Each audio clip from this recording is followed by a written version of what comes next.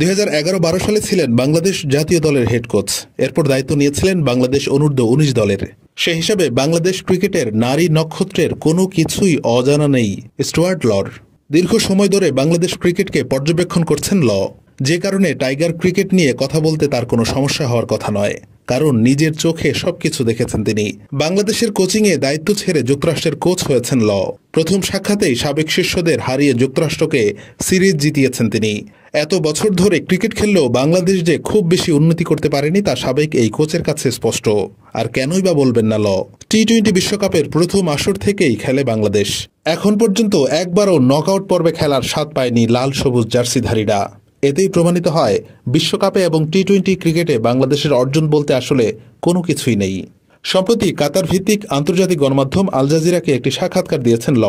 সেখানেই বাংলাদেশ ক্রিকেট নিয়ে কথা বলেছেন তিনি। সেই সাক্ষাৎকারে তিনি জানিয়েছেন, গত 25 বছরে ক্রিকেটে এগোয়নি বাংলাদেশ।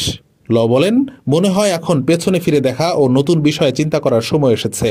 বাংলাদেশের ক্রিকেট 25 বছরেও এগোয়নি। তারা যত কিছুই করুক না কেন কোনো কিছুই কাজে লাগেনি। আমার মনে হয় সেখানে সামান্য পরিবর্তন আনার সময় এসেছে। তবে বোর্ডের উপর কোনো দোষ চাপাতে নারাজ ল। সেক্ষেত্রে তারা বোর্ডের কর্মকর্তাদের সব দিকে নজর রাখার পরামর্শ দিয়েছেন।